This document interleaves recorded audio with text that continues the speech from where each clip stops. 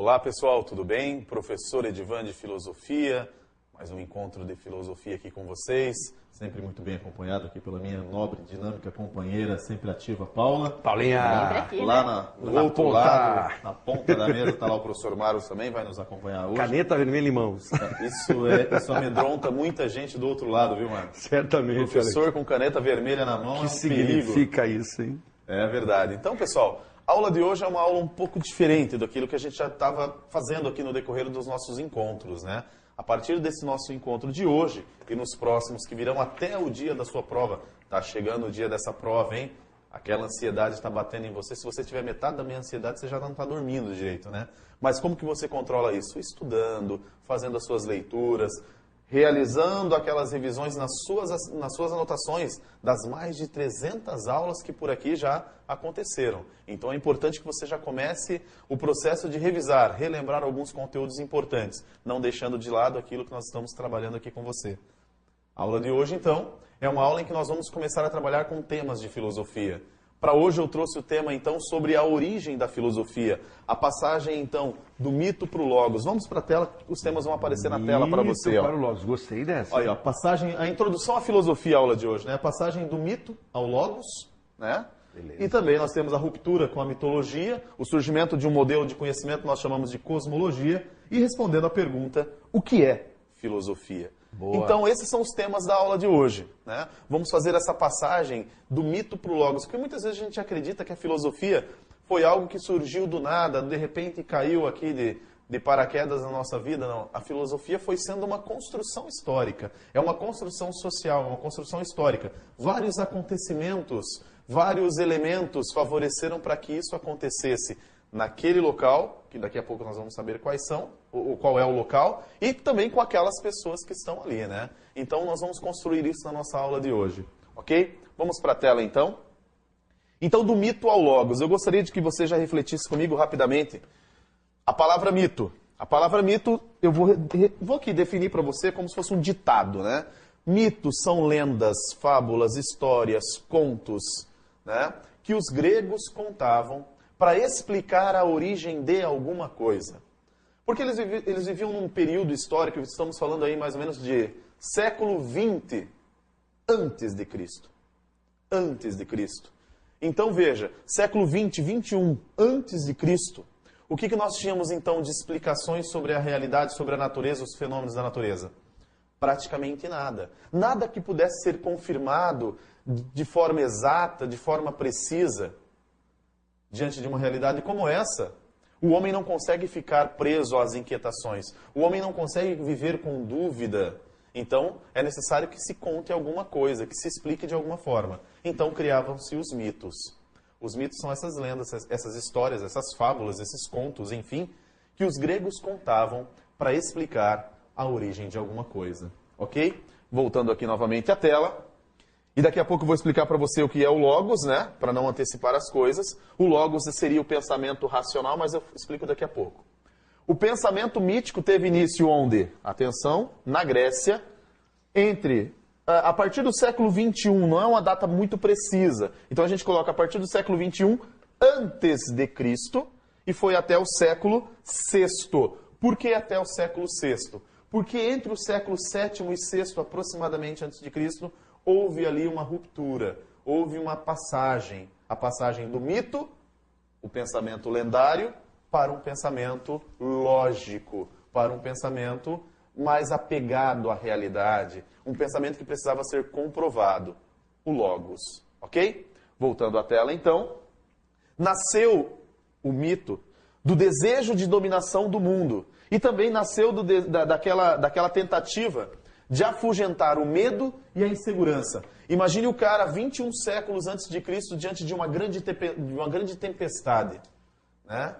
O que o cara imaginava diante daquilo? Não se imagina nada. Se imagina que tudo está sendo destruído, está acabando tudo. Conta-se um mito, então. Explica-se de alguma forma. Cria-se uma lenda, né? O professor Marlos tem as suas crianças, né? As suas moças, suas princesas. Todas. E elas perguntam muitas coisas para nós como os pais, né? Pai, por que isso, por que aquilo, como que acontece? E a gente muitas vezes não tem como explicar de maneira racional, não que elas não tenham capacidade de entender, mas elas não têm o conceito ainda pronto, né? E desconstruir mitos também é perigoso. Muito que perigoso. Você acaba respondendo algumas questões e dependendo da forma que se respondem essas questões, desconstroem-se mitos que podem conviver com eles sem nenhum problema. Você aprende isso na prática, no sentido de, espera aí, desconstruir esse mito não é tão relevante para a faixa etária dela. Daqui a pouquinho ela vai descobrir, por conta própria, que isso é uma mitificação de alguma coisa. E muitas vezes você constrói um mito para elas, dúvida, né? Sem dúvida. Porque isso é muito importante, que eu quero deixar claro na aula de hoje é que a construção mitológica não é uma construção de uma mentira. Sim, boa. Não é uma mentira. Não é algo que possa prejudicar toda a vida esta pessoa. Absolutamente não. Por isso que existe um momento em que o mito passa para o logos. Isso acontece na nossa vida até hoje. Vamos voltar então novamente aqui à tela. A verdade do mito não obedece à lógica e nem a lógica da verdade empírica. Então aqui faltou uma palavrinha. Não obedece à lógica e nem também à verdade empírica. O que seria a verdade empírica? Que você possa comprovar cientificamente, que você possa ver na natureza. Olha aqui, ó, a verdade científica também. Então o mito não obedece regras científicas. No mito ninguém está preocupado se eu estou falando de um gigante. Mas, Edivan, não existem gigantes. Esse mede 5 metros de altura. Não existe, Edivan. Alguém que meça 5 metros. E aí eu digo para você, no mito existe. Né? Exatamente. É comum, meu filho, Pedro, ele adora super-heróis, ele tem 6 anos de idade. E ele diz que, pai, eu ainda quero, quando crescer, ser um super-herói. Porque eu preciso muito ajudar as pessoas. Né? E como eu vou chegar para o meu filho e dizer, filho, não existem super-heróis. Nesse momento, e veja o motivo pelo qual ele quer ser um super-herói. Ele quer ser um super-herói para ajudar as pessoas. Como o Marcos acaba de colocar. Desconstruir essa verdade mitológica nesse momento, eu posso destruir na mente dele o grande objetivo que, de repente, ele tem, que é ajudar as pessoas. Talvez o que a gente precisa hoje é de pessoas que ainda resgatem os seus mitos, os seus desejos de repente, ajudar as pessoas, né? Com toda certeza. Uma boa dica, né, Marcos? Mais altruístas e não, quando alguém diz assim, olha, esse pensamento é um pensamento altruísta, mas que mal há em que seja um pensamento altruísta. Inclusive por quê? Porque assim você se torna mais solidário. Aí o que acontece? Puxa para a vida real. É necessário que nós vejamos a fotografia de uma criança numa praia abastada, uma praia rica, e lá está aquela criança nessa praia abastada, com um pacotinho no chão, morta, uma criança com 3 anos, para que daí o mundo comece a se chocar e diga assim, puxa vida, o que estamos fazendo com os nossos imigrantes? Então você vê que o pequeno Aylan é a foto do ano. Infelizmente, a fotografia de um martírio, mas que é representativa dos inúmeros martírios que existem, porque Aylans morrem aos montes. Todos os dias na esquina das nossas ruas, né? Exato, infelizmente. E é por isso que me assusta alguns comentários, Marcos, até de bastidores e corredores, não durante a aula eu não ouvi, mas assim, eu não entendo por que tanto susto que as pessoas levaram, se isso é uma coisa normal. Essa palavra me assustou, né? Quando alguém diz que é normal você encontrar uma criança morta, a gente não pode aceitar isso como normalidade, né? Não tem como, não dá para aceitar, não dá para admitir, né? Beleza? Vamos mais um pouquinho então aqui. Então a verdade mitológica é a verdade intuída e não precisa de provas para ser aceita. Não precisa ninguém comprovar nada. Por isso, é uma intuição compreensiva da realidade. É uma forma espontânea do homem se situar no mundo, né? É um modelo que você encontra para você explicar alguma coisa. Porque você não pode, por exemplo, deixar uma criança inquieta. E o grego, nesse momento, século 21 a.C., é como uma criança. Ele observa o mundo, ele não tem as mesmas concepções.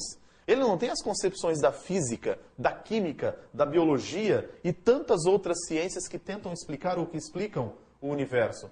Então ele observa o mundo como uma criança. E como que você traduz a realidade para uma criança? De uma forma mitológica, né? Paula, você Tá quietinho, eu vou provocar. Isso mesmo. Não deixa você nada, não. Você é responsável por cuidar de uma criança. Essa criança tem 4 anos de idade. E essa criança chega em você e fala, Paula, você que estuda bastante, como que eu nasci? E aí é claro que a Paula, uma boa cientista, Marlos, vai começar a explicar para ela que todo o processo começa quando o homem se atrai pela mulher. E essa atração, então, faz com que gere alguns hormônios e tudo mais. Aí você vai explicar todo o processo de reprodução humana, sim ou não? Não. Não. Por que não? Por que você não vai explicar? Ora. Na cabeça dela vai ter um macaquinho batendo assim, ó. É, Ela não vai então, conseguir Então, vai ser entender. muito simples. Você vai dizer para essa mocinha, é uma menininha de 4 anos, você vai dizer para ela, olha, querida, enquanto o papai dormia, uma cegonha entrou pela janela num dia de calor, pegou uma semente do umbigo do papai. Estava lá no umbiguinho dele. Ao alçar voo, ela escapou do bico do papai, da cegonha, e caiu no umbigo da mamãe. E ali, então, penetrou na barriga e, lá dentro, gerou uma linda flor. Me que é você. contaram uma história diferente. Papai doeu? Olha, papai estava dormindo e não sentiu. Ah, muito bem. Papai estava então vou dormindo e não perguntar para a mamãe percebeu. se doeu na mamãe.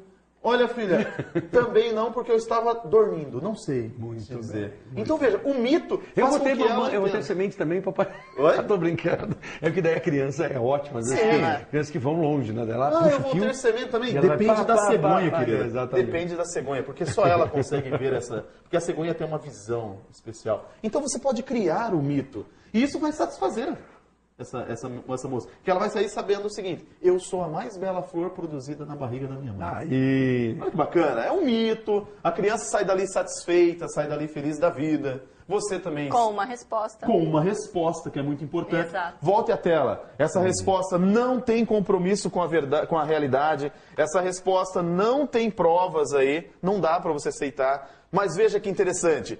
O mito não é mentira.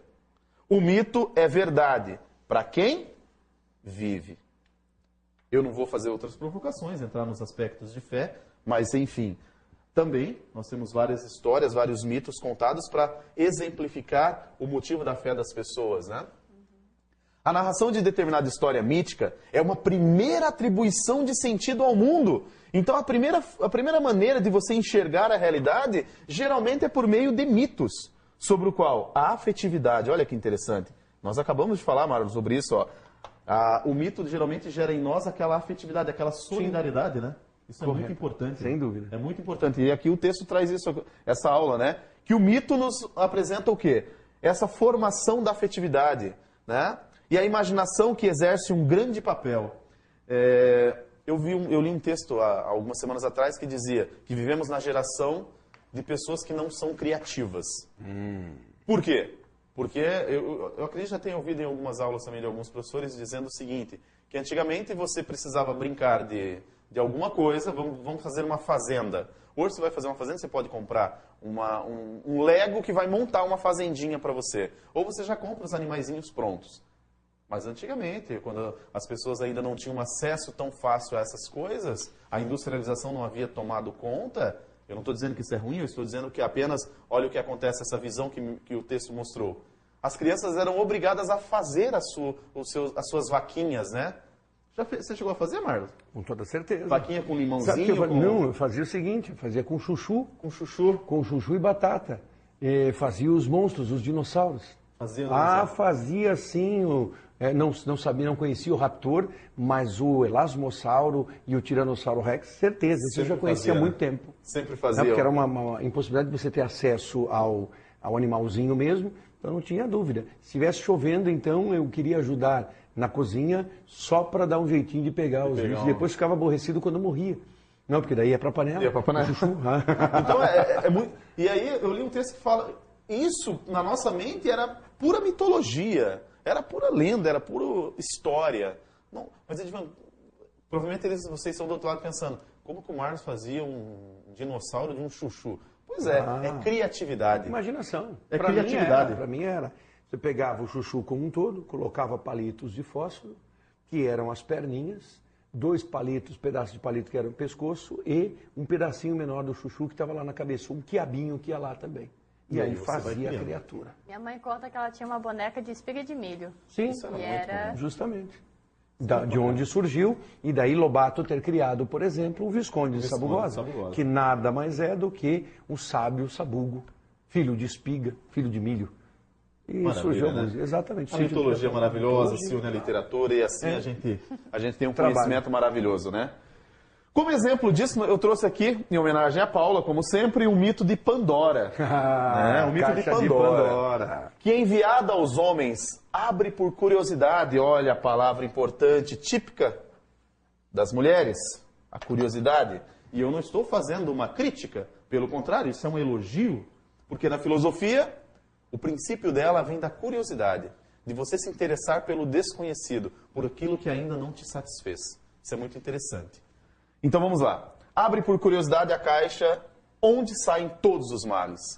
Pandora consegue fechá-la a tempo de reter lá dentro um mal. E olha que interessante. O mal que retrai lá dentro é a esperança. A única forma do homem não sucumbir às dores e aos sofrimentos da vida. Porque a pessoa pode estar, não importa o problema, em qualquer situação, ela vai se colocar sempre com aquela: não perca as esperanças. Nunca. Não, a pessoa está morrendo. Não, mas não perca as esperanças. E os gregos viam isso como um dos males em culpa da mulher, né, da Pandora, que fechou a caixinha ali, naquele momento. Ok? Vamos lá? Assim, essa narração mítica explica a origem dos males. Aqui é dos males. Dos males, sendo esta a única maneira de compreender a realidade. Para entender por que existem tantas maldades, né? E aqui eu trouxe uma imagem da Pandora. Olha lá, Marcos, que bonita essa Pandora, hein? Beleza, hein? Essa Pandora é muito interessante. Mas é para olhar para a caixa, viu? Também a caixa também é muito bonita. A caixa de Pandora. Entendi. Tá? Percebeu, Paulo, que a Pandora tem as unhas muito bonitas também, muito bem feitas, né? Aí, legal. São os detalhes. Então, pessoal, a caixa de Pandora. E eu quero te fazer um pequeno link filosófico aqui. Eu vou te contar uma outra história. Paulo, vamos ver se você consegue descobrir que história é essa. Foi criado, então, o homem e a mulher, colocados no paraíso. Não deram uma caixa para eles, mas disseram para eles que... Eu fico imaginando essa cena. No paraíso, você podia ter tudo, porque tudo é perfeito, é paraíso. Só tem uma coisa que você não pode fazer: provar do fruto, da ciência, da sabedoria. E foi dado, então, ao homem e à mulher essa responsabilidade de não provar. Quem provou? A mulher. A mulher provou. Por que será? Por que será que ela provou? Por curiosidade. Pelo mesmo motivo que Pandora abriu a caixa, Eva provou do fruto. Mas, Edvan, existe alguma relação? Porque são mitos de realidades, de culturas diferentes. Mas o mito de Adão e Eva, né, que a gente hoje, você até como cientista sabe que nesse sentido é um mito apenas, né? O criacionismo é um mito, até porque o mito de Adão e Eva vem depois do Êxodo já ter sido pensado, né? Depois da história do Êxodo. Então, é uma história que foi contada para os hebreus depois da fuga do Egito ainda. E é um mito contado porque provavelmente eles estavam querendo saber, mas onde que surgiu tudo, né? Então, perceba que existe uma relação. Há quem diga que o mito de Pandora é anterior. Então, o Adão e Eva seria uma ocidentalização, uma adaptação ali meio judaica, né? Do mito de Pandora, né? Mas é interessante você analisar e pensar o seguinte: Edvan, eu não tinha parado de pensar. Então nós temos um monte de mitos. Eu trouxe aqui um mito do criacionismo, um mito que a gente usa no mundo ocidental para entender um pouco a origem, né, da humanidade, e aqui no caso, da maldade, né, dos males. E perceba que a relação é muito próxima. A culpada é a mulher. Claro. Mas, Edvan, essa tal filosofia é muito machista. Não, ela retrata uma realidade. Né? Ela retrata aquilo que era o pensamento típico da época, né? A mulher sendo colocada como aquela frágil, a pecadora e assim por diante, né? E hoje a gente sabe que as consequências ainda estão sendo colhidas, né? O Marlos, na aula anterior aqui, antes desse momento nós estamos, ele comentou, né, que as mulheres ganham até 30% menos fazendo a mesma atividade. Então, ainda depois de mais de quase 40 séculos, nós temos ainda a mulher tentando chegar a esse objetivo, né? Então, vale a pena a gente observar com muito carinho essa concepção da igualdade de gênero, a igualdade entre as pessoas. Né? E, de repente... Que, aliás, pode ser exatamente essa temática de redação do Enem 2015. Por quê? Porque não houve tal abordagem ainda. Então, não nos surpreenderá, e não há adivinhação aqui, não é isso, mas não nos surpreenderá se uma temática relacionada a isso aparecer. Com certeza. Ah. E vale a pena, né? Vamos lá, então. Bom, sabemos o que é um mito. Já entendemos o que é um mito. Agora nós vamos ver a relação, o momento da ruptura, né? A filosofia, ela surge retomando as questões postas pelo mito. E é uma explicação racional. A filosofia é uma explicação racional da origem e da ordem do mundo. Por isso que a primeira forma de filosofia feita foi a cosmologia. Separe a palavrinha e escreva logia. Tudo que é terminado em logia, nós podemos dizer que é estudo. É um sufixo, né, professor Marlos? Sem dúvida. E aí- Assim, rabicho. E o cosmo, nós vamos entender cosmo como? Vou escrever aqui, ó. Mundo. Você vai anotar. Ordenado, né? O cosmo é o mundo ordenado. Então, a primeira forma de se fazer filosofia é estudar a ordem do mundo. Como as coisas acontecem naturalmente. Então, a filosofia vai nascer como uma racionalização, uma laicização, ou seja, sem as influências religiosas da narrativa mítica, superando a narrativa mítica, deixando-a como passado poético, entendendo apenas como um passado imaginário, um momento que se foi. É quando a criança chega para Paula e diz: Paulinha, eu descobri que não é a cegonha. E aí? A tia Maricotinha lá na escola, minha professora, me explicou certinho como que é. Não é. E ela vai dizer para você: e você sabia, né? E não quis me contar Naquela hora. naquele momento. Não era o momento. E por quê? Porque é o processo de racionalização que acontece conosco, né? Nós vamos adquirindo esse processo com o passar dos nossos dias. E a sociedade e as pessoas ao nosso redor vão influenciando. Perceba que a Paula influencia a mocinha até um certo ponto. Depois outras pessoas passam a influenciar e assim por diante. Ok? Bom, a cosmologia é a forma inicial da filosofia nascente. É a explicação da ordem do mundo, do universo, pela determinação de um princípio originário. E esse princípio originário precisa necessariamente ser fruto da razão, é racional, ou seja, a origem, a causa das coisas e da sua ordem. A filosofia, ao nascer como cosmologia, procura ser a palavra racional, a explicação com cara de homem, né? A explicação do homem sobre a natureza. A explicação que é racional, fundamentação pelo discurso e pelo pensamento da origem e ordem do mundo. Isto é, do todo, da realidade, do ser. A filosofia busca entender o cosmo, o mundo ordenado. Ok? A filosofia se dedica a isso na sua origem. E aí você pode pensar: Edivan, e os mitos perderam todos os sentidos? Não. Inclusive, os primeiros filósofos vão se utilizar de mitos para criar metáforas, explicações, palavrinha que você pode entender também melhor, parábolas, né? Se você não entendeu a explicação que eu te dei dessa forma, eu vou te contar uma parábola, vou te dar um exemplo. O mito serve apenas para exemplificar. Platão vai se utilizar de uma alegoria chamada Alegoria da Caverna para explicar um pouquinho a sua teoria, a teoria das ideias, que posteriormente nós vamos estudar aqui também.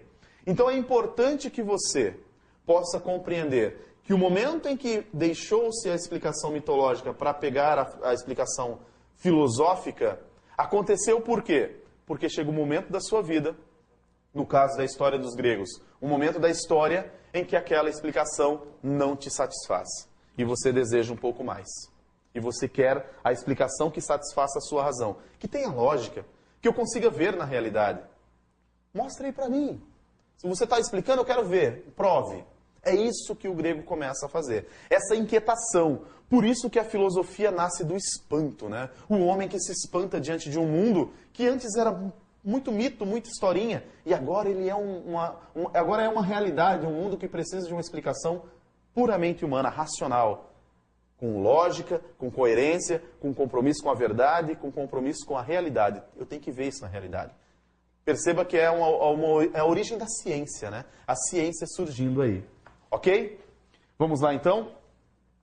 Os primeiros filósofos não pretenderam explicar apenas a origem das coisas e da ordem do mundo, mas também, e sobretudo, as causas das mudanças e repetições, das diferenças e semelhanças entre as coisas, seu surgimento, suas modificações, transformações, o seu desaparecimento, a corrupção, a morte.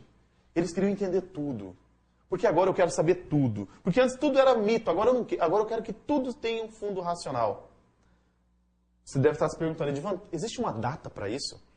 Existe um momento específico. E eu digo, Marlos, que a filosofia ela tem um RG, na verdade uma certidão de nascimento. Não tem CPF. Não Ela tem uma certidão de nascimento. Ela tem dia, local, país de origem, nacionalidade e um pai. Beleza. E é essa que eu quero apresentar para vocês aqui, a filosofia. Por que eu preciso aprender filosofia? Para que eu preciso estudar filosofia? Eis a pergunta que eu mais escuto no primeiro dia de aula. Edvan, para que estudar filosofia? Mas a pergunta pode ser pior ainda. Né? Em que eu vou usar a filosofia? Serve para que esse negócio? Né? Quando eu falei para minha mãe e para meu pai que eu ia fazer filosofia, a pergunta da minha mãe foi, para que serve isso? E ela, minha mãe muito religiosa, dizia, Edvan, eu estou preocupado. Porque quando eu ouço o Padre Zezinho, minha mãe muito religiosa, ouvi aquele padre cantor católico, Padre Zezinho, e tem uma música dele que diz assim, filosofia não me deu felicidade. Opa. E eu digo para minha mãe, para ele. Para mim, dá até hoje, né?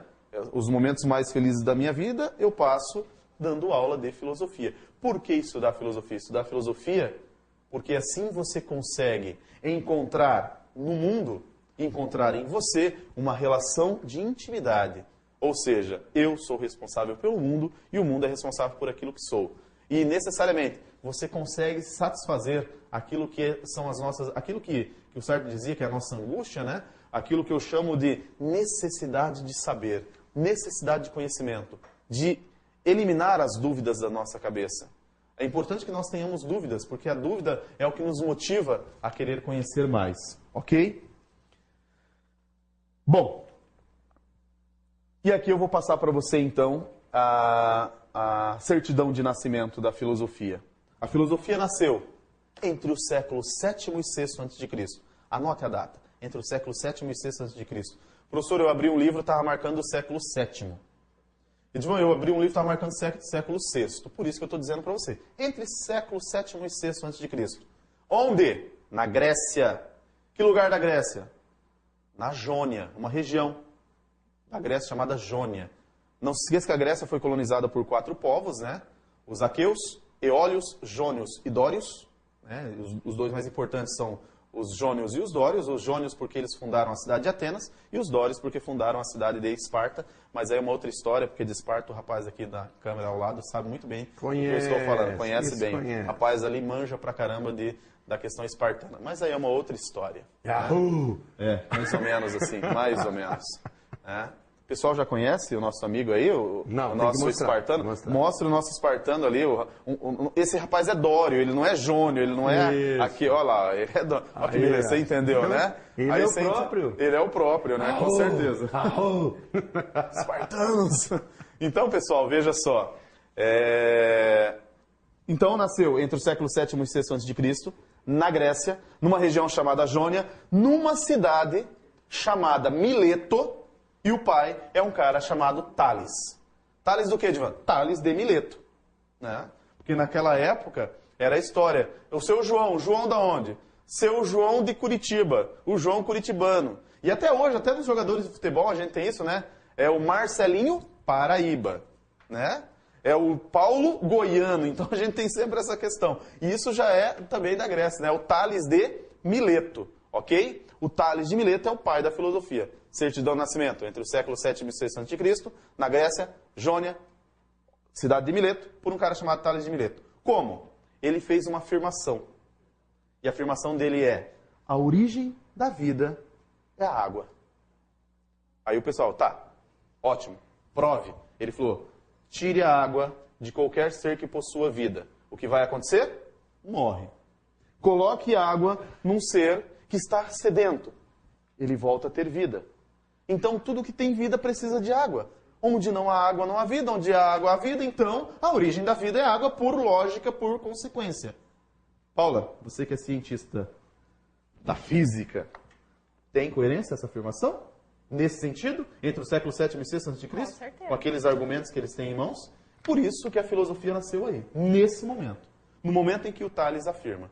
Mas a partir daí, pessoal, outros filósofos vão surgir, né? O filósofo do fogo, Heráclito, né? A origem da vida está no fogo. Sabe por que está no fogo? Onde há calor, a vida. Tira o calor, não tem vida. Outros vão dizer ainda, é o ar. Tire o ar, não tem vida. Coloque ar, tem vida. Outros vão dizer terra. Sem a terra, não tem vida. Com a terra, a vida. E aí vão surgir várias teorias. São os famosos filósofos pré-socráticos, os filósofos da cosmologia. Aqueles com os nomes bonitos, Anaximandro, Anaxágoras, Anaxímenes. Bom para os filhos. Maravilhoso. Bom, a Paula vai sair daqui querendo ter uns 12 filhos igual a avó dela. E aí... Que desnecessário. Não, mas a sua avó não tem 12 filhos? Teve. Então, você pode ter 12 também para manter a tradição familiar. E aí todos você com pode nomes colocar para nome filosóficos. Já filosófico. pensou? Só de pré-socrático. Heráclito, Parmênides, Anaxágoras, Anaxímenes, Anaximandro e assim vai. Tales. Olha, que só no beleza. Boa Noite você vai gastar meia hora. Imagina. Olha, de nome eu não entendo. Mas só tomar cuidado. Você falou, onde há calor, há vida. Lembrar que calor não é uma propriedade do corpo. É energia e movimento. Então também, né, vamos já há puxar controvérsia. Vamos controvérsia puxar também. já para física. Você não pode dizer que um corpo tem calor ou alguma coisa tem calor. Ou recebeu ou doou calor. Mas sem o calor, não vai haver vida. Seja esse calor vindo do mundo ou do corpo. Isso. Dessa Transferência de calor, tudo bem. Sem o calor, não vai haver vida. Ok. Não há vida sem o calor, né? Bom, continuando então aqui a nossa historinha da filosofia, volte aqui à nossa tela. Se considerarmos a filosofia uma atividade racional voltada à discussão e à explicação intelectualizada das coisas que nos circundam, tem-se o século VI como a data mais provável da sua origem. Nessa época, temos as instituições da moeda, do calendário, da escrita alfabética, a florescente navegação. E foi tudo isso, pessoal, que fez com que o grego começasse a se questionar. Porque ele começou a viajar, a ter contato com outros povos. E lá os outros mitos satisfaziam tanto a dúvida quanto o dele. Então ele falou, pera, mas qual que eu estou falando a verdade? Eu quero agora uma história que seja verdadeira. É a menina que foi para a escola e ouviu a tia Maricotinha contando uma história e falou, pera, mas a Paula está correta ou a tia Maricotinha que é professora? Eu não sei. E agora? E agora eu quero uma resposta. E agora eu exijo que você tenha um conhecimento, me passe um conhecimento que seja verdadeiro. Que eu preciso comprovar. Né? Eu preciso perceber isso na realidade. Ok? De acordo com a tradição histórica, a fase inaugural da filosofia grega é conhecida como período pré-socrático. Né? Esse período abrange o conjunto de reflexões filosóficas desenvolvidas desde Tales de Mileto até o Sócrates, ok? Esse é o período que nós chamamos de período pré-socrático. A filosofia é um modo de pensar, é uma postura diante do mundo. A filosofia não é um conjunto de conhecimento pronto, um sistema acabado, fechado em si mesmo. A filosofia, antes de qualquer coisa, uma prática de vida. E perceba que durante todas as minhas aulas, eu falo da filosofia enquanto ação, enquanto prática. Você vivenciando isso. Eu brinco muito durante as aulas. Mais prático do que a física é a filosofia. Mais prático do que qualquer outra... Porque você vive isso o tempo todo. Eu não fico pensando que nesse momento eu estou trocando calor, não. Mas eu sei que nesse momento eu estou em contato com vocês, produzindo filosofia. É verdade. E calor. E calor, né? E calor, que beleza. Pessoal, para a gente concluir então, a filosofia, por isso, pode se voltar para qualquer objeto. Por isso que a filosofia se volta para todos os ramos do conhecimento. E ela parte daquilo que existe, critica, coloca em dúvida, faz perguntas, muitas vezes até importunas, abre as portas das possibilidades, faz-nos entrever outros mundos e outros modos de compreender a vida. A filosofia incomoda porque ela questiona o modo de ser das pessoas, das culturas e do mundo. Questiona as práticas políticas, as práticas científicas, técnicas, éticas, econômicas, culturais, artísticas. Não há área onde ela não se meta, não há área onde ela não indague. É nesse sentido que a filosofia é perigosa, ela é subversiva. Porque tem muita gente querendo utilizar a filosofia para tirar proveito daquilo que não deve ser feito. Ou seja, muitas vezes até da simplicidade das pessoas, da humildade das pessoas, e está cheio de gente querendo fazer isso aí. Ok? Pessoal, isso é filosofia. Obrigado Paula, obrigado Marlos. Já estou me despedindo aqui. Na próxima aula nos vemos novamente. Até a Um grande próxima abraço. terça-feira. Tchau, tchau.